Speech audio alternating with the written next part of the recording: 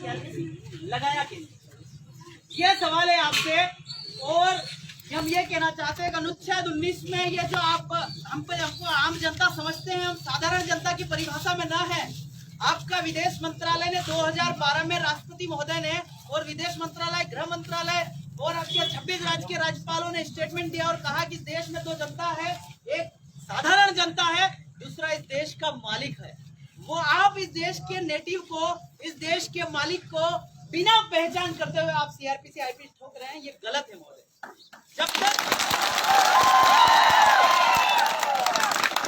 अगर सीआरपीसी और आईपीसी का विस्तार ना हुआ है तो आप असंवैधानिक तरीके से हम लोगों पर ये लगा रहे हैं। इसमें हम अगर आप कह रहे हैं कि आप कानून की गलत व्याख्या कर रहे हैं, तो जजमेंट भी आया है जिसमें आपका 2 साल पहले छत्तीसगढ़ के राज्यपाल ने 313 आदिवासियों के केस वापस करे हैं और आपका आंध्र प्रदेश में केस चला था, WP सिविल नंबर 2004 का एक केस था 324, उसमें आदेश दिए गए थे कि आपका सीआरपीसी और आईपीसी का विस्तार अनुसूचित क्षेत्र में करने का, पर 338(9) के तहत जनजातीय आयोग से परामर्श करना था, तो जनजातीय आयोग ने और जो संबंधित अधिकारियों ने मना कर दिया कि यहाँ पे आईपी और सीआरपीसी का विस्तार नहीं कर सकते हैं। संपूर्ण आंध्र प्रदेश की जो आदिवासियों थे उनमें मर्डर और बलात्कार के सिवा सारे केस वापस किए गए। और हम भी यही कहने आए हैं कि ये जो आपने लगाया है 188 और ये अगर आपका विस्तार नहीं हुआ तो विलंब आप इस आईपीसी को वापस लीजिए।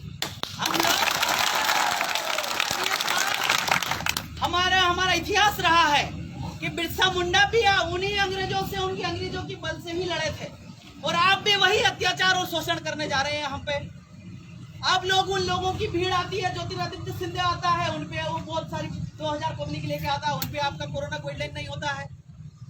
वो लोग जो घूमते हैं उनपे कोई गाइडलाइन ना होता है। हाँ, आपका गाइडलाइन होता है तो सिर्फ इस देश के मूल मालिक पे, आदिवासियों पे। ये कहाँ का न्याय है? अगर आप कहते हैं कि इस देश के मालिक हम नहीं है तो एग्जीक्यूटिव मजिस्ट्रेट साहब, आप 165 भू राजस्व संहिता का जो 6 है उसमें एब्रोजिनल अनुसूचित जनजाति का ब्रैकेट में एब्रोजिनल शब्द लिखा है। एब्रोजिनल का मीनिंग होता है मूल निवासी। ये 2020 का आपका भू राजस्व संहिता का एडिशन है और उस बुक भी हमारे पास है। अगर पूछना चाहे तो हम बता दें। तो महोदय, हमारा ये निवेदन है कि अविलंब ये एफआईआर वापस लेना चाहिए कि नहीं लेना चाहिए। अगर ऐसा नहीं आप करते हैं तो फिर आपका और हमारा टकराव का स्थिति बना रहे। आप सुरक्षा के लिए है, न कि आप हमको डंडे मारने के लिए है। ये सही है। टेरिटरी से आप जो टेरिटरी से आप तनख्वाह लेते हैं, आप OIGS के अंतर्गत आते हैं, ऑल इंडिया गवर्नमेंट सर्विसेज के अंदर आते हैं, भारत शासन सेवार्थ में आते हैं। आप लोग सेवा के लिए लगे हैं और आप अत्याचार कर रहे हैं। तो महोदय, मैं ज्ञापन लेकर के आया हूं जिसको मैं प्रति श्रीमान राष्ट्रपति महोदय जी को भी जाना है। जनजाति आयोग जो 338(9) के तहत बना है उसको भी जाना है, ताकि आप लोगों पे कार्रवाई हो। और सेडिशन और देशद्रोह का काम आप कर रहे हैं तो 124 संविधान को मान आप ना रहे हैं, कानून को मान आप ना रहे हैं और साला देशद्रोह हमको कह रहे हैं। ये गलत है महोदय। श्रीमान पुलिस अधीक्षक महोदय, जिला रतलाम, मध्य प्रदेश, थाना प्रभारी महोदय, थाना रावटी, जिला रतलाम। विषय है अनुसूचित क्षेत्रों में सीआरपीसी 1973 का आदिवासी अनुसूचित जनजाति के रीति रिवाज और परंपरा अनुसार 13(3) का स्थानीय विधि, लोकल लॉ इन फोर्स, विद्वान विधि, एग्जिस्टिंग लॉ तथा सीआरपीसी 1973 के सेक्शन 5 के अनुसार तथा अनुसूचित जनजातियों पर अब तक लगाए गए मुकदमे केस वापस लेकर संविधान प्रदत्त मौलिक अधिकार अनुच्छेद 21 की संरक्षण के लिए हम ये ज्ञापन आपको दे आए हैं। हम ये नहीं कह रहे हैं कि आप 5 लोगों पे भी एफआईआर लीजिए।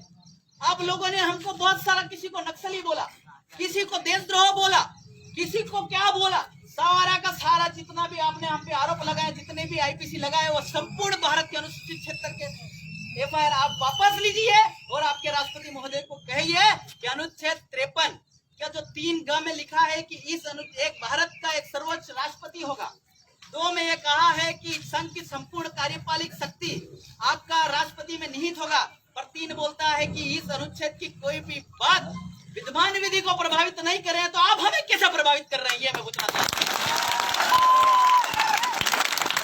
आपका जो जुडिशियल मजिस्ट्रेट है 124 में आपका भारत का एक सर्वोच्च न्यायालय होगा, उसके अंदर जो आपका उसका हस्ताक्षर राष्ट्रपति जी करेंगे। जो राष्ट्रपति जी की कोई भी बात हमारे क्षेत्र में लागू ना होते तो जुडिशियल मजिस्ट्रेट हमारा न्याय कैसे करते? ये आप सब असंवैधानिक काम कर रहे हैं अनुसूचित क्षेत्र में। जो द्वारा थाना प्रभारी महोदय, थाना रावटी, जिला रतलाम, आपसे उम्मीद है कि आप ये ज्ञापन सबको पहुंचाए। तहसीलदार महोदय सविनय निवेदन है कि हमारा अनुच्छेद 244(1) क्षेत्र है, जिसमें 244(1) में जो अनुसूची बनाया है उसमें स्पष्ट कहा है कि तुरंत प्रवृत्त होगा।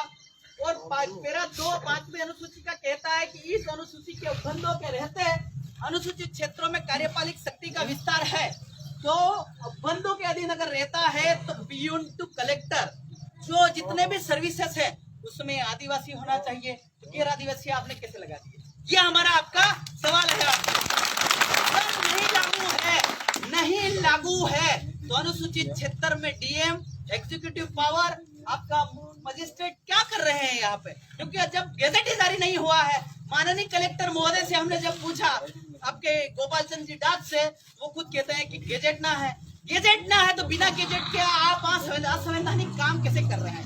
तो 124(1) के तहत आप लोगों पर देशद्रोह का मुकदमा होना चाहिए। जहां संविधान के 5वीं अनुसूची के प्रावधान अनुच्छेद 244(1) पैराग्राफ 5(a) के तहत विशिष्ट अधिनियम यानी क्रिमिनल प्रोसीजर कोड आईपीसी 1898 तथा सीआरपीसी 1973 नागालैंड के जैसे लागू ना है। नागालैंड में आपका आईपीसी लागू ना है, पर इसको आप पीछे जाकर के देखेंगे, कॉन्स्टिट्यूशन हिस्ट्री में जाकर के देखेंगे तो एक ही एक्ट मिलता है, शेड्यूल डिस्ट्रिक्ट एक्ट, जो 2 मई 2012 की रिपोर्ट में माननीय राष्ट्रपति महोदय प्रतिभा जी पाटिल ने यह चर्चा कहा था कि अनुसूचित क्षेत्र में किसी प्रकार का कोई कानून न लगता है। इसका रिपोर्ट 320 पेज का भी हमारे पास है। फिर भी आप लोग हम पे डंडा चला रहे हैं। वो कह रहे हैं कि अगर यहाँ का सुरक्षा प्रदान करना है तो इनके पैदा होने से लगाकर मृत्यु तक का सामान प्रदान होना चाहिए। फिर हमारे समाज में गरीबी क्यों है, यह समझ में नहीं आता है। आप लोग पूरी तरीके से विकास के नाम पे सारा पैसा हड़प रहे हैं। एक साल का आपका सालाना टीएसपी का पैसा 16,775 करोड़, ये आपका 2017 का रिपोर्ट है। तो हम आदिवासी तो मात्र 12 करोड़ हैं। अगर हम आदिवासी अगर डिवाइडेशन करके देखें 16,000, एक आदमी को 13 करोड़ रुपया पर सालाना का आ रहा है। वो कह रहा है, राष्ट्रपति प्रतिभा पाटिल जी की रिपोर्ट में स्पष्ट वर्णन किया है क्या अगर आदिवासियों पे जुरिडिक्शन लगाना है, कार्यपालिक शक्ति लगाना है, विधायिका लगाना है तो पर आदमी कितनी सेवा होनी चाहिए? एक साल में 13 करोड़ होना चाहिए। और आज भी चप्पल ना है हमारे समाज के पास। पूरा संवैधानिक काम कर रहे हैं आप लोग। इस कारण इस प्रकार 5वीं अनुसूची राज्य आंध्र प्रदेश में सुप्रीम कोर्ट में डाले गए केस WP सिविल में, इसका नंबर भी दे रहा हूं ताकि आप इसको सोचें और आईपीसी तुरंत निरस्त करें। WP सिविल नंबर 324/2003 अभी लेटेस्ट फैसला है जिसको तो आपको मानना ही पड़ेगा। बाय सदगुरु प्रसाद के बाद आंध्र प्रदेश के राज्यपाल ने ट्राइबल एडवाइजरी काउंसिल के सलाह अनुसार सीआरपीसी 1973 का विस्तार अनुसूचित क्षेत्रों में उनके स्थानीय रूढ़ी प्रथा और अंग्रेजों के द्वारा लागू विधि के अनुसार वर्ष 2004 में सीआरपीसी 1898 सेक्शन 1 और 2, सीआरपीसी 1973 सेक्शन 5 के अनुसार किया, क्योंकि सुप्रीम कोर्ट के आदेश में सीआरपीसी 1973 को 5वीं अनुसूची के पैराग्राफ 5(a) के तहत विस्तार करने का आदेश दिया था। आपने आज तक विस्तार न किया है तो आपने यहाँ पे जुडिक्शन कैसे लगा दिया? आपने यहाँ पे कार्यपालिक शक्ति लगा कैसे दी? यह हम लोगों को आपका कॉन्स्टिट्यूशन और आपका जो पावर है वो समझ ना आया। अगर हमारे यहाँ पंचायत लागू ना होती थी तो हमारे यहाँ 96 में पैसा एक्ट लाए, पंचायत एक्सटेंशन और शेड्यूल ट्राइब, तो हमारे यहाँ पंचायत लागू होने लगी। नगर पालिका असंवैधानिक है, इसलिए हमें असंवैधानिक है कि मैसा municipal extension of schedule area का कोई कानून लाया ना गया। तो आपका सीआरपीसी का विस्तार इस क्षेत्र में हुआ ना है तो आप लोग हम यहाँ कर क्या रहे हैं, ये सवाल आपसे है। इन सारे सवालों के जवाब ये ऊपर लिखे 4 महोदय से हम लोग जानना चाहेंगे, जिसमें आप लोग भी हैं। इस क्षेत्र रतलाम ग्रामीण के 52 गांव है। सेलाना, शिवगढ़, रावटी और बाजना ये अनुसूचित क्षेत्र है। और इसको एक बार राष्ट्रपति जी साइन करने के बाद एक फैसला है झारखंड में उस आया, रांची में 99% नॉन ट्राइबल है। इसके बाद भी वो अनुसूचित क्षेत्र है। आप चाहते हैं कि नॉन ट्राइबल की जनसंख्या बढ़ा दे और टेबर कमेटी बना दे और इनका शेड्यूल एरिया समाप्त कर दे। ऐसा न होता है। जिस जजमेंट में कहा गया है कि राष्ट्रपति जी ने एक बार ऑर्डर कर दिया, उसको कोई चेंज न कर सकता, खुद राष्ट्रपति जी भी चेंज न कर सकते। ये टीजीपी इलाका है। तो आपका मध्य प्रदेश राज्य में 5वीं अनुसूची के प्रावधान अनुच्छेद 244(1) के पैराग्राफ 5(1) के तहत विशिष्ट अधिनियम यानी क्रिमिनल प्रोसीजर कोड 1898 तथा सीआरपीसी 1973, नागालैंड के जैसे शेड्यूल डिस्ट्रिक्ट एक्ट 1874 के अधीन आने वाले 5वीं अनुसूचित क्षेत्रों में आज भी लागू ना है। ये आपका कानून बोल रहा, मैं ना बोल रहा, लागू नहीं है। सुप्रीम कोर्ट का आपका फैसला देख लेना, जिसका मैंने इसमें दिया है, राम कृपाल भगत वर्सेस स्टेट ऑफ बिहार 1970 का जजमेंट अनुसार। तथा नागालैंड के जैसा ही इन क्षेत्रों पर डिप्टी कमिश्नर के कार्यों का रेवेन्यू रिकॉर्ड के लिए विस्तार उस समय 1874 में किया था। तो सेम टू सेम राष्ट्रपति जी ने गोद लेकर के एग्जिस्टिंग लॉ बना करके, विद्वान विधि बना करके लागू किया। और जो आपका रूढ़ी प्रथा है वो फोर्स ऑफ लॉ है, जिसको अलिखित प्रवृत्त विधि बोलते हैं। आपका विद्वान विधि होने के कारण वर्तमान में ये व्यवस्था यहाँ आप लोगों ने जबरदस्ती लगाई है। It is desirable that all act and law, ये मैं बता रहा हूँ, एज इट इज कानून में लिखा है। It is desirable that all act and law should be reviewed for their adoption of schedule area, but this is not practically feasible by the concerned department. The law commission under the Ministry of Law should be entrusted this responsibility for review of existing law affecting property rights, succession, marriage, landholding, independent constitution, management of the people administration. अगर आपका ये सारा के सारा इसी test लिखा मैंने, इसलिए ये दोनों भाषाएं लिखी है ताकि आप लोग हमको ना कहे तुम कानून की गलत व्याख्या कर रहे हो। कानून की गलत व्याख्या महोदय आपका कार्यालय कर रहा है। Service for the adoption to schedule area in constitution with ministry of tribal affair of state government NCST, any big area and scheme policy for tribal area should be got remedied the direct or indirect MTS section 154 National Special Report Chapter 1 Good Governance in Schedule Area and Tribal Area। ये आपका 2012 में राष्ट्रपति जी ने कहा था कि एक good governance मतलब कि एक अच्छे से अच्छी सेवा और आदिवासियों को जिन्हें पैदा होने से मरने तक में 13 करोड़ रुपए पर सालाना दो तो ही आदिवासी यहाँ रहेगा। आपने दिया नहीं, हम क्या मान रहे आपको। और किसी सामान्य कानून, पुराने अंग्रेजी कानून लागू करने के लिए अनुच्छेद 338 का 9(a) के अनुसार राष्ट्रीय अनुसूचित जनजाति आयोग की अनुमति आवश्यक है। आज तक तो राष्ट्रीय जनजाति आयोग ने कोई आयोग की रिपोर्ट दी नहीं है और कोई परामर्श नहीं किया। वन अधिकार कानून भी असंवैधानिक तरीके से लाया है, क्योंकि वन जनजाति आयोग ने स्पेशल रिपोर्ट में कहा है कि हमारी पहली रिपोर्ट को इन्होंने फाइनल समझा और 2007 में नियमावली बनना है। तो वो नियमावली बनी तो भी आपने हमसे ना पूछा, तो ये भी असंवैधानिक है। आप वन विभाग करके केस बहुत कर रहे हैं, वो भी गलत है महोदय। आपका section 3.42 ministry of tribal the administration ministry for NCST did not consult the commission even on important legislation concern the scheduled tribe like scheduled tribe and other traditional forest dwellers recognized of the Forest Right Act 2006, Land Acquisition Amendment Bill 2007, Rehabilitation Resettlement Bill।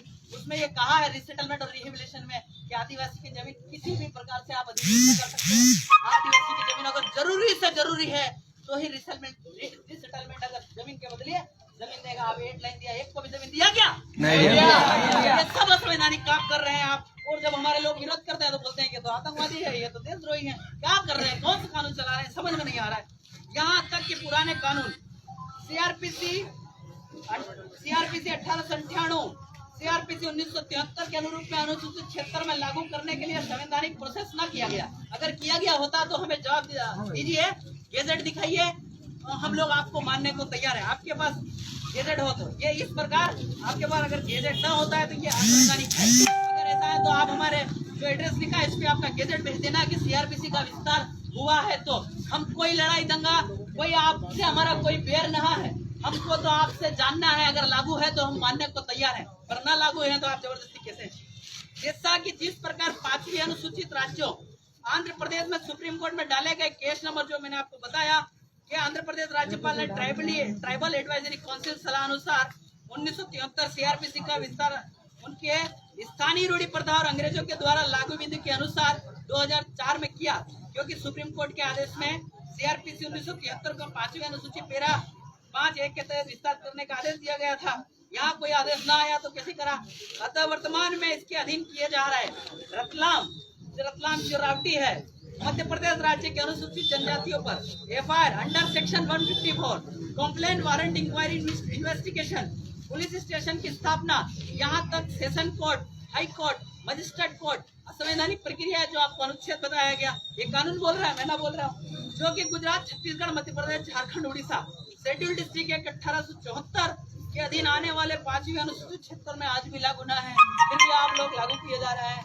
अतः इस प्रकार संबंधित police collector तथा संबंधित पदाधिकारियों के द्वारा संविधान के अनुच्छेद 20-21 के 20-21-22 के विरुद्ध कार्य किया जा रहा है। इसलिए महाशय से अनुरोध है कि सीआरपीसी 1898 के सेक्शन 1 का पैरा 2, सीआरपीसी 1973 के सेक्शन 5 के अनुरूप स्थानीय विधि रूढ़ी प्रथा कस्टम एंड यूसेज 13(3) का कस्टमरी लॉ के अनुरूप सीआरपीसी का विस्तार शेड्यूल डिस्ट्रिक्ट एक्ट 1874 के अधीन आने वाले 5वीं अनुसूची, एक्चुअल में आप लोग 5वीं अनुसूची कहते हैं, वो 5वीं अनुसूची है ना, उसका नाम 91 में जब जाके देखेंगे 1935 के अधिनियम में, तो उसका नाम वर्जित क्षेत्र है। वर्जित क्षेत्र है मतलब है कि साधारण जनता का आना वहाँ मना है, फिर भी आप जबरदस्ती यहाँ लाए जा रहा है, ये गलत है। आपका रूढ़ी प्रथा कस्टम के अधीन आने वाले 5वीं अनुसूचित क्षेत्रों राजस्थान, गुजरात, छत्तीसगढ़, मध्य प्रदेश, झारखंड और उड़ीसा में करे, और तत्कालीन जो फर्जी मुकदमे तुमने यहाँ पे भी 5-6 लोगों पे किया है, फर्जी मुकदमा जो विधि के अनुरूप नहीं किए गए हैं, उनकी कार्रवाई रुकवा कर उन्हें मुकदमे से मुक्त कर हिरासत से बाहर निकाले, क्योंकि इसमें विधि का सार्वजनिक प्रश्न सब्सटेंशियल क्वेश्चन निहित है। ये हम सवाल है और सवाल का दे रहे हैं। अगर ये नहीं कैंसिल करते हैं तो इसका सीआरपीसी का कब विस्तार हुआ है, इसका जवाब माननीय थाना प्रभारी महोदय से भी जानेंगे, पुलिस अधीक्षक महोदय से भी जानेंगे। सीआरपीसी का विस्तार हुआ कब था और गैजेट कब जारी हुआ था, ये आप हमें बता दीजिए, फिर आप उस एफआईआर को आगे बढ़ाइए। तथा इस बाबत जानबूझकर राज्य सरकार पुलिस पदाधिकारी के द्वारा अनुसूचित जनजातियों में उनके विरुद्ध युद्ध की स्थिति पैदा कर रहे हैं। ये आप कर रहे हैं, हम न कर रहे हैं, जो कि आईपीसी की धारा के तहत संगीन जुर्म है, जिसके जिम्मेदार पिछले 70 सालों के राज्यपाल, संबंधित ब्यूरोक्रेट्स, कर्मचारी मुकदमा मुक्त न करने की स्थिति में संविधान के अनुच्छेद 32 के तहत मामला को सुप्रीम कोर्ट लेकर जाएंगे, तथा 1950 और 1973 के बाद के सारे जो मुकदमे जिनमें सीआरपीसी के तहत कार्रवाई की गई है, उनको मुक्त करने की प्रार्थना कोर्ट से की जाएगी, और संबंधित अधिकारियों के पर मुक्त राज्यपाल पर देशद्रोह, यानी कि सारे अधिकारियों पर जितने आपका गृह मंत्रालय सब पे देशद्रोह का मुकदमा दर्ज करवाएंगे हम। विस्तार पूर्वक जानकारी देते हुए महाशय कहना चाहते हैं कि इस क्षेत्र में आदिवासी गांव रूढ़िगत में निहित कार्यपालिक, न्यायपालिक, विधायिका वो मुगलों ने छेड़छाड़ नहीं किया था, आप तो मुगलों से भी खतरनाक हो। अंग्रेजों ने मान्यता देते हुए इस क्षेत्र को नॉन रेगुलेटेड एरिया कहा, अर्थात अंग्रेजों का कोई भी कानून सीधे यहाँ पे लागू ना होता, तो वही एग्जिस्टिंग लॉ बनाया है, अपने अलग से कोई लॉ ना बनाया है।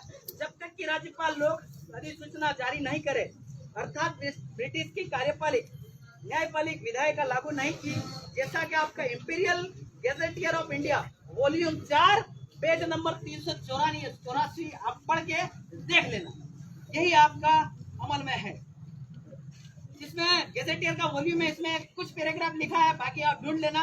In many tracts within the area, the old complement of village official still exist and though are not now embodied in this British system of administration. Every village has written headman. हमारे गांव में एक headman है, and a watchman, एक watchman है. There is officer have been from ancient time and are till through the somewhat less to backbone of police machinery of India. The headman occupied the position of police magistrate and the watchman work under this order. Thus, the later function are those graphically described by Mount Star Ellipson in his report 1819. कोई ये है आपका एलिप्सटन अंग्रेज, उन्होंने एक report दिया था, वो रिपोर्ट ही आज का आपका टेरिटरी में लागू है. Conquered from the Peshwa, his watchman duty are to keep. Watchman की duty are to keep watch at night to find out all arrival and departure. Observe all stranger ajnami, report all suspicious person to Patel, a headman. हम लोग सारा काम होता था. आप लोगों ने सारा ये आईपीसी सीआरपीसी करके एक आदमी और औरत में भी झगड़ा होता है तो तुम्हारे पता था. इस स्थिति आपने पैदा कर दी. हमारा समाज को बिगाड़ने का काम ही इससे हुआ है, क्योंकि दो पैसा लिया, पैसा लेकर के बोले कि वो सही है, उस पर भी मुकदमा ठोक देते हो. नहीं पर को ज्यादा सीआरपीसी का Rajasthan, Chhattisgarh, Madhya Pradesh, Orissa, Jharkhand, Gujarat schedule district act 1874 के अधीन आने वाले 5वीं अनुसूचित क्षेत्रों में आज भी लागू नहीं है. पर लागू नहीं होना उस समय तक की विद्यमान विधि सीआरपीसी की जगह डिप्टी कमिश्नर को पावर का अभी तक लागू होने के कारण है, जिस पर विस्तार पूर्वक जानकारी देते हुए महाशय हम कहना चाहते हैं कि अंग्रेजों ने भारत में 3 तरह का शासन किया. पहला आपका इंडियन इंडिपेंडेंस एक्ट जो माउंटबेटन की योजना के तहत आया था, जिसमें उसका सेक्शन 7C बना है ABC. पहला बोला ब्रिटिश इंडिया, दूसरा इंडियन स्टेट और ट्राइबल एरिया. ब्रिटिश इंडिया वो था जहाँ अंग्रेजों ने राज किया, वो आपका वही आपका जुरिडिक्शन का इलाका है. इधर इंडियन स्टेट में ट्रीटी हुआ था और हमारे ट्राइबल एरिया का ट्रीटी का आज तक सबूत न है. और ट्राइबल एरिया का ट्रीटी हुआ जिसमें validity act of foreign जुडिशन act में आपका दर्शाया हुआ है. तो महोदय एक नोट देखना चाहे, इंडियन इंडिपेंडेंस एक्ट 1947 भारत के संविधान के अनुच्छेद 300 आपकी जो एम लक्ष्मीकांत बुक थी जो आपने प्रीफर करी थी आईएएस और यूपीएससी के दौरान, उसमें लिखा था कि ये निरस्त हो गया. पर स्टेट ऑफ नागालैंड का जो सच्चिदानंद बोस का जो फैसला आया है, उसमें लिखा है कि अनुच्छेद 395 के द्वारा इंडियन इंडिपेंडेंस एक्ट जो है रिपील होता है, परंतु संविधान के अन्य अनुच्छेद के उपबंधों अर्थात अनुच्छेद 13(3) का में लिखित आदेश ऑर्डर के अधीन 372 एक्ट के द्वारा सुरक्षित की जाती है, जो कि गवर्नमेंट ऑफ इंडिया एक्ट 1935 के सेक्शन 292 और 293 तथा इंडियन इंडिपेंडेंस एक्ट 1947 के सेक्शन 18 तथा अनुच्छेद 372 के द्वारा सुरक्षित किया जाता है. अगर जजमेंट देखना हो तो state of Nagaland versus Ratan Singh 9 मार्च 1960, आपका गूगल पे कानून.com पे भी इसका जजमेंट निकल जाता है, हम वहीं से निकालते हैं. अंग्रेजों ने भारत पर 3 साल का शासन किया था. मैंने आपको बता चुका 7 ABC इंडियन इंडिपेंडेंस एक्ट का. इंडियन इंडिपेंडेंस एक्ट 1947 में आगे नीचे लिखा है कि भारतीय स्वतंत्रता अधिनियम 1947 के सेक्शन 7B और 7C यानी कि इंडियन स्टेट जो आपका जम्मू कश्मीर इलाहाबाद का ट्रीटी हुआ था वो ब्रिटिश भारत या डोमिनियन समझौते के तहत ट्रीटी एग्रीमेंट द्वारा अर्जित किया है. अनुच्छेद 1 का 3 का भी ये बोलता है अर्जित किया हुआ इलाके, अनुच्छेद 1 में लिखा है, आप पढ़ते हैं. परंतु जैसा कि एक्स्ट्रा प्रोविजन जुडिक्शन या फॉरेन जुडिशन एक्ट 1947 फॉरेन जुडिशन एक्ट के तहत इन क्षेत्रों पे करार हुआ है और करार में आपकी वैलिडिटी दी है कि लोकल लोगों को अगर फॉलो नहीं करता है तो इनको नहीं मानने का, तो हम क्या आपको मानने इनकार कर दे, फिर हम आपको कहेंगे आप देशद्रोही हैं. ये गलत है महोदय. डोमिनियन के अंदर लिया गया.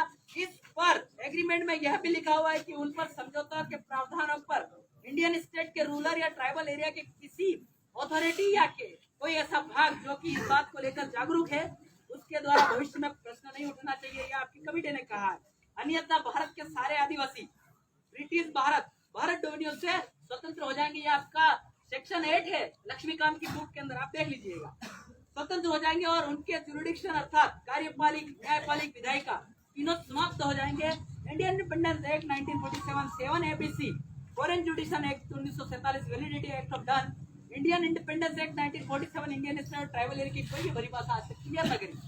गवर्नमेंट ऑफ इंडिया की एक्ट 1935 का सेक्शन 311 में दोनों की परिभाषा आपका सरकार जजमेंट बोलता है कि सरकार की 1 इंच भी जमीन अनुसूचित क्षेत्र में ना है. मीरामा रेड्डी बोलता है कि सरकार एक व्यक्ति है तो 165(6) के तहत आप देशद्रोही हुए क्योंकि आदिवासी की जमीन तो आदिवासी ही ले सकता है, तो क्या सरकार आदिवासी जो हमारी जमीन ले रही है, ये आपको जानना चाहिए. और अनुच्छेद 141 के तहत वो सारे न्यायालय के जजमेंट है, वो आपके न्यायालय पे भी लागू है, आपका न्यायालय है. तो अगर नहीं मान रहे तो 124 के तहत देशद्रोह कौन हुआ, ये हुए हम हुए, ये आपको या एसडीओपी सूरज कुमार थे जमशेदपुर के, उन पर देशद्रोह का मुकदमा लगा था. अब अगर ऐसा ग्राम सभा को और आप इन आदिवासियों के साथ इस टाइप से अत्याचार करेंगे तो हम भी इस प्रकार की प्रोसेस जितना हो सके मिलन और विलय के अनुसार काम किया जाए, क्योंकि आप लोग ट्रीटी पे हो, एग्रीमेंट पे हो, करार पे हो, ट्राइबल एरिया इंडियन स्टेट के अंदर भी है। और दूसरी ओर ये नहीं किया जा सकता कि आजादी के ठीक पहले यानी 1947 के पहले के स्वतंत्र Indian state Indian independence act का सेक्शन 7B में लिखित ट्रीटी ग्रांट एग्रीमेंट में आएंगे। Imperial gazetteer of India volume number 4 page number 63 आप देख लेना। Division of state into ancient and modern का जो एक आपका मॉडर्न वो आया edition. The important fact of them in their admission into political system of British protectorate and established by the strict of 21 and 22 and 30 Captain 1066 and 67 that all treaties made by the said East India Company shall be binding for Her Majesty। आपका हर प्रकार से करार हुआ है, क्योंकि छत्तीसगढ़, मध्य प्रदेश, उड़ीसा, झारखंड आदि राज्यों में ट्रीटी ऑफ इलाहाबाद 12 अगस्त 1765 के द्वारा ईस्ट इंडिया कंपनी का रेवेन्यू कनेक्शन का करार हुआ था, जिसकी वजह से ही क्षेत्र पर डिप्टी कमिश्नर का रेवेन्यू कलेक्शन का अधिकार मिला था। और यह एग्जिस्टिंग 1966 में इसकी परिभाषा दी है, संविधान के अंदर है। संविधान विद्वान विधि लागू विधि। अतः इस क्षेत्र में सीआरपीसी 1898 और सीआरपीसी 1973 का विस्तार नहीं किया गया, बल्कि डिप्टी कमिश्नर को ही सामान्य क्षेत्रों और कोर्ट सिविल क्रिमिनल का अधिकार दिया गया। वही gazetteer of India volume number 4 page number 384 के अनुसार हर आदिवासी विलेज हेडमैन मोटा मान की गमती पटेल पहाड़ा को ही सिविल क्रिमिनल मामले का निपटाने की शक्ति प्रदान की गई है। फिर भी आप लोग उसमें सीआरपीसी की तरफ वोट भेज देते हैं, ये गलत है। इंडियन इंडिपेंडेंस एक्ट 1947 में इन क्षेत्रों में किस साल के करार ट्रीटी पर बात हुई थी, इस एग्रीमेंट आपका संविधान में साइलेंट है। या आपका अनुच्छेद 147 देखेंगे आप तो वो संविधान की वैधता पर सवाल खड़ा करता है। इंपीरियल गैजेटियर ऑफ इंडियन वो जो है अब मैं ये इसका विक्टोरिया का भी जो था उसमें कनक वो भी बता रहा हूँ। The important fact for them in their admission into political system of British protectorate and assured by the that all treaty made by East India Company shall be binding on the district to which may be added to sovereign declaration contained the sanad of adoption conferred after mutiny upon every important ruling chief that majesty it desires that government of several princes and chief of India who now govern their own territory। हमारी अपनी territory थी, अगर देखा जाए तो नाम भी बता, जो अम्बागढ़ का लड़ाई हुआ दिल्ली दलाबाई डीडोर का था, बहुत बड़ा बादशाह करकोटा का था। आप लोगों ने जुरिडिक्शन करके हमारी टेरिटरी सी ये territory should be a that and that all the representation and dignity of their houses will be continued। Moreover, the celebrated proclamation 1858 में जो देखे declared that it is जो देख ले वो ठीक है। present territory possession while ये विक्टोरिया बोल रहे हैं जो आज की महारानी है आपके देश की, while we will permit to aggregation on our dominion or our right to attempt money with impunity। वो क्या कह रहे हैं, वो कह रहे हैं कि अनुसूचित क्षेत्र में पावर है, आप पावर लगा के आपको क्यों डरा रहे हैं, समझ नहीं आ रहा है। with their on those other fish and respect to rights, dignity and honor native। ये शब्द लिखा है नेटिव, हम इस देश के मालिक princess गौरवान। We decide that all whether our subjects should enjoy the prosperity neither only in view foreign controversy। आप लोग कंट्रोवर्सी कर रहे हैं, साजिश कर रहे हैं। Those excited by the application of doctrine of left it desirable to rapid survey of principal native states। मतलब उन्होंने एक मालिकों के इलाके का भी सर्वे किया था, उसी को आपका डिस्ट्रिक्ट 1874 और वो आगे जाकर के आपका वर्जित क्षेत्र और अंतिम क्षेत्र और वही आपका संविधान में आकर के 5वीं और 6वीं अनुसूची बना। फिर आप इस नॉन रेगुलेटेड एरिया पे क्या करेंगे। Mughal empire in 1765 the Diwani of Bengal Bihar and Orissa such an examination एक पेज और बाकी तो सर मतलब एक बार केस चला था महोदय, बंगाल की कोर्ट में जाकर के अंग्रेजों ने जमाबंदी करी थी। तो जब आदिवासियों से सबूत मांगा गया कि तुम्हारी जमीन कहाँ है, तो आदिवासी अपना पारंपरिक पत्थर सिराबासी पिताजी जो जमीन में गड़े उसकी हड्डी निकाल के ले जाकर के कहा अंग्रेज तेरा बाप नहीं है, यहाँ जमीन हमारी है। तो अंग्रेजों ने बंदोबस्त में सरकारी जमीन बताते हैं तो सरकार का बाप को इसका डिफाइन नहीं किया गया। अगर आप सरकार का बाप डिसाइड कर दे तो हम सरकार को भी जमीन दे। यही कारण है कि आजादी के बाद भी पूरे अनुसूचित क्षेत्र में आदिवासी गांव में पुलिस घुसने के पहले वंशानुगत पटेल, मानकी मुंडा आदि से पूछकर प्रवेश कर पाती थी। दूसरे अर्थों में साफ साफ गैजेटियर में लिखा है इन क्षेत्रों को विदेश माना जाए जहाँ पासपोर्ट की जरूरत अंग्रेज सरकार ने नहीं समझी। ये गैजेटियर में लिखा है, मैं ना बोल रहा हूँ।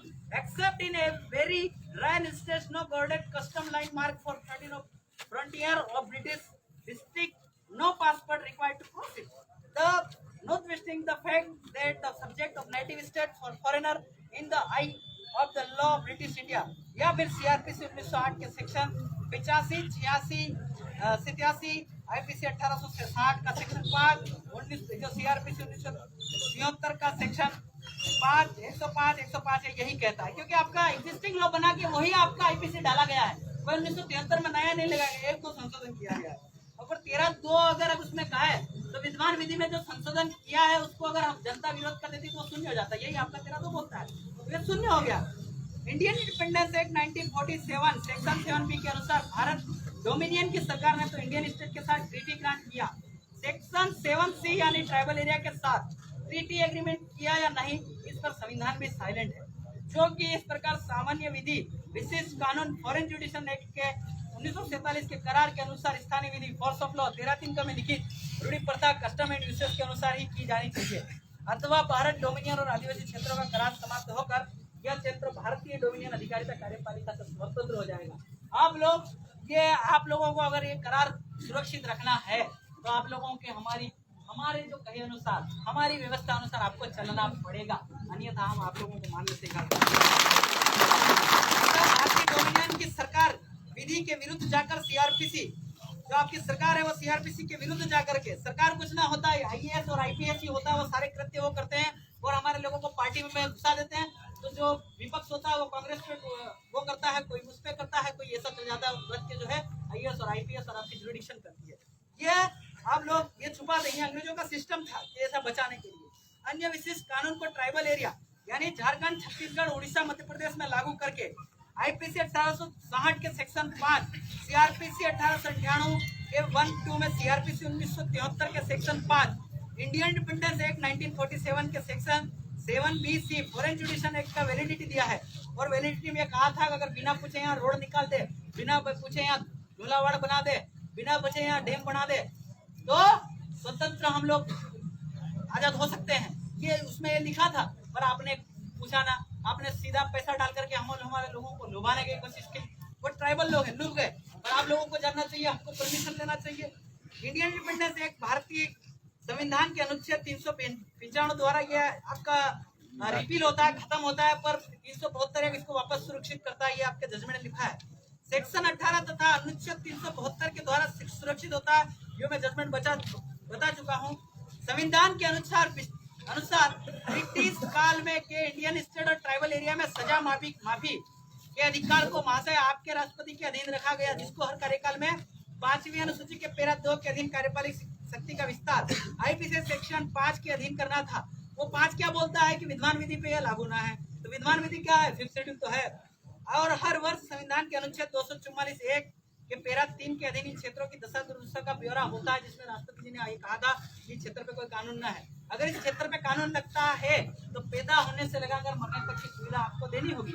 अगर ये देखा जाए, अगर 70 सालों में आप ये सुविधा देते तो इस भारत देश में सबसे अमीर कौम कौन होती? आदिवासी। ये तो हुआ ना, फिर हम आप क्या कर रहे हैं, ये सब असंवैधानिक काम कर रहे हैं। इस कारण इस प्रकार अनुसूचित आंध्र प्रदेश में अनुसूचित क्षेत्र राज्य आंध्र प्रदेश में सुप्रीम कोर्ट में डाले गए केस सदगुरु प्रसाद के बाद आंध्र प्रदेश ने जो DSP मतलब DSP सलाह के अनुसार CRPC 1973 का विस्तार जो किया था, स्थानीय रूढ़ी प्रथा और अंग्रेजों के द्वारा लागू विधि के अनुसार वर्ष 2004 में CRPC 1898 CRPC 1973 किया। सुप्रीम कोर्ट के आदेश में CRPC 1973 को 5वीं अनुसूची के पैराग्राफ 5(1) के तहत विस्तार करने का आदेश दिया गया था। उसी प्रकार महाराष्ट्र, राजस्थान, झारखंड, छत्तीसगढ़ में भी लागू existing law, treaty of Allahabad, adivasi में कस्टमरी लॉ, रूढ़ी प्रथा, कस्टम एंड यूसेज 13(3) के अनुसार CRPC का विस्तार करते हुए सभी अंडर ट्रायल कोर्ट केस में जेल में विचाराधीन अनुसूचित कैदी को सजा काट रहे कैदी को मुक्त करे। ये 5 लोगों का सवाल नहीं है, हमारी पूरी कौम का सवाल है। आप लोग गलत तरीके से IPC CRPC लगाए। अतः इस प्रकार संबंधित पुलिस कलेक्टर तथा संबंधित अधिकारियों के द्वारा ये आपका फर्जी काम किया जाए, जिसको हम देशद्रोह साबित करवाने के लिए आपके खिलाफ जाएंगे। इसलिए राष्ट्रपति महोदय को ये लेटर लिख रहे हैं आपके द्वारा और ये ज्ञापन दे रहे हैं कि संबंधित पुलिस अधिकारी संबंधित ने जो IPC दर्ज करी है वो उन लोगों पर देशद्रोह का मुकदमा होना चाहिए। कि हम संविधान के एक शॉर्ट बताया बता देते हैं लास्ट पैराग्राफ में कि विद्यमान विधि संविधान के प्रारंभ से पहले की विधि है। अनुच्छेद 366 में 5वीं अनुसूची ही विद्यमान विधि है। ये आपका 366 में दिया है। जो भारत शासन अधिनियम 1935 का जो सेक्शन 91 और 92 का अनुवाद है, बस कुछ शब्दों को बदला है। वर्जित क्षेत्र को 6वीं अनुसूची बोला है और आंशिक वर्जित क्षेत्र को 5वीं अनुसूची बोला है। 7वीं अनुसूची अनुच्छेद 244 संवर्ती सूची 3 प्रवेश संख्या 1 भारतीय दंड संहिता 1860 इस संविधान से प्रारंभ से अनुसूचित जनजाति से लागू नहीं है। संविधान से पहले भी लागू नहीं थी, तो आप अभी एग्जिस्टिंग लोगों यहाँ कैसे लागू करते हैं? समझ में नहीं आ रहा है, आप लोग गलत कर रहे हैं। प्रवेश संख्या 2 दंड प्रक्रिया संहिता 1898 इस संविधान के प्रारंभ से अनुसूचित जनजातियों के लिए प्रवृत्त नहीं है। इसलिए अनुच्छेद 20 वन आदिवासियों को अपराधों में दोष सिद्धि के संबंध में संरक्षण प्रदान किया गया है। भारतीय दंड संहिता और दंड प्रक्रिया संहिता अनुसूचित जनजातियों पर लागू नहीं है। अनुच्छेद 20 और 22 का व्याख्या भी यही बोलता है। अन्यथा राज्य की पुलिस इस संबंध में अधिसूचना दिखाए। आप लोगों से निवेदन है कि 4 लोगों को, जिसमें आप भी हैं, हमको कल की तारीख में इसका अधिसूचना हमको चाहिए। सीआरपीसी का विस्तार न हुआ नहीं हुआ है तो हम लोग नहीं हुआ है तो बलात्कार और मर्डर केस के अलावा जितने भी मुकदमे आपने रावटी थाने में दर्ज किए वो सब वापस लिए, बराबर। तो हमारे संबंधित मुकेश जी भूरिया और साथियों पे जो मुकदमे दर्ज किए हैं वो तुरंत लें। संबंध में यही है, अन्यथा राज्य की पुलिस में अधिसूचना दिखा, अगर नहीं तो रावटी में मुकेश जी भूरिया और आदिवासी साथियों पर एफआईआर किया अविलंब निरस्त करें। ये हमारा समस्त अनुसूचित जनजाति और रूढ़िगत लोग आए हैं, tribal area, Indian state, British area, ये हम आपसे निवेदन है।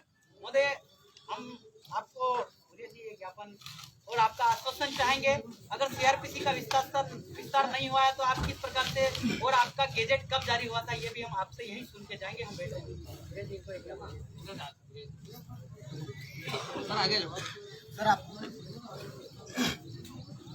आगे तो इसका गेजेट चाहिए। माननीय ऑफिसर भी है कि अगर गेजेट ना है तो आप कैसे लगा रहे हैं?